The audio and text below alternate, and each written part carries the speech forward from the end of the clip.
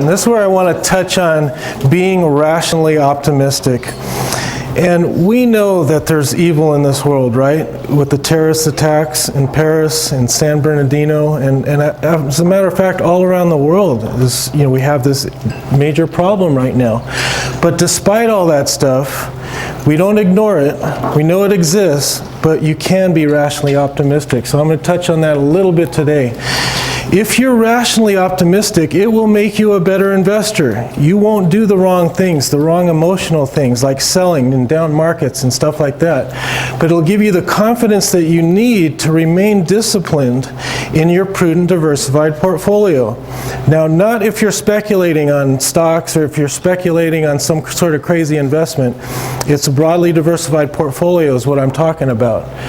But to have confidence in being able to do so, you have to know and learn how wealth is truly created. And it's not created by some guru magic money manager that's out there, or one of these newsletter writers that's going to make you 1,000% in 2 weeks or something like that, okay?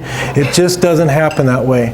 But wealth is created every single minute of every single day by the entrepreneurs and the business people and the engineers and the scientists and the workers working every single minute of every single day. Billions of people working every day. Technology is always mutating in unimaginable ways, and it will never ever stop, no matter what's going on in the country, whether there's interest rates rising, or oil declining, or China acting up, who knows what's happening in the world. We have to remember it will never ever stop, and I'll show you some examples of this. And did these guys at IBM stop because China's going into a decline or anything like that? They'll never ever stop. So we have to remember that when we're going through our periods of decline. You guys heard of the autonomous driving cars, self-driving cars, right? Google cars have been driving around the United States for a few years now and logged over 1 million miles already. And Tesla, just a couple months ago, the electric car company announced their self-driving, their autonomous driving car. Now, we've all been in control over our cars, right? Forever, right? Forever. So imagine your first time driving one of those cars and turning it over to a computer. Okay, I'm not going to touch it. I'm not touching it. No, the car's watching. It sees, oh my gosh, the car knows exactly where the person ahead of me is in the lane. Because I could see it here on the dash. And, oh, red light. But that was, ooh, that was interesting. It got a really bad taxi really well, which is incredible. And, oh my gosh, this is so, I'm not touching it at all, and it's driving. Whoa, the lanes are getting a little, oh no, there it goes, and it stops. I mean, being here in a Tesla Model S P90D with ludicrous mode, which is incredibly fun, but the fact that it could do all this itself, and you could see on here the vehicle in front of you that's following, and you could see where that is in its lane, and you could see all of the sensors going back and forth on the dashboard display here. Oh my gosh, it's changing lanes on its own. Oh my gosh, it's changing lanes on its own. That is wild. So I hit the brakes there, but I didn't think I need to. I think that was me getting nervous, and the car didn't have a problem. The car was like, just watch out, there's something in front. But it was slowing down on its own. That's incredible. That's weird that I started freaking out before the car did. Oh my gosh. Yeah. I'm not touching it. But I got my hands up just in case. Yeah, got my foot ready. So that's happening now. And you know how much technology mutated together to get this to work? Radars and computers and all kinds of technology went into that. And it's just in its infancy right now. And Mercedes just announced their autonomous driving car, and it is now on the streets. They want it in the showroom by the year 2030. Our laws are going to have to obviously catch up to it, and our highways and stuff like that. But this car is awesome, and in our next class, I'm going to show you some more details on this. I'm just going to give you a little tease today.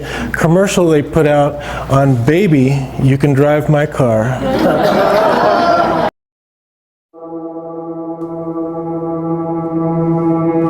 Ask a girl what she wanted to be. She said, baby, can't you see? I wanna be famous, a star on the screen, but you can do something in between. Maybe you can drive my car. Yes, I'm gonna be a star. Maybe you can drive my car. Maybe I love you. Beep, beep, beep, beep, yeah. Maybe I love you.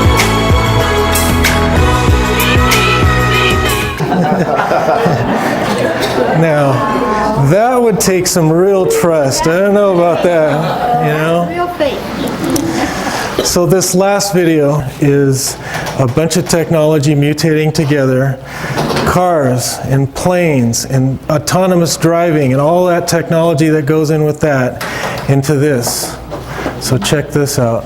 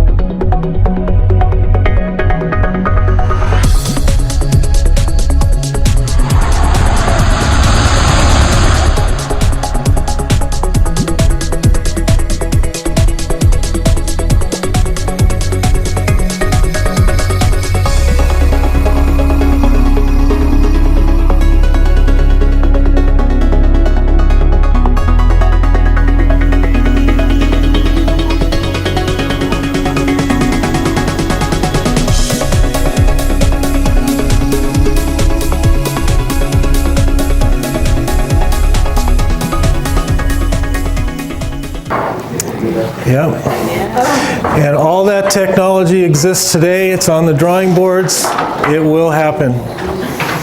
Technology is always mutating in unimaginable ways. We can't even fathom what's going on behind the scenes. It will never, ever, ever stop. So you can be rationally optimistic because wealth creation is constant and ongoing.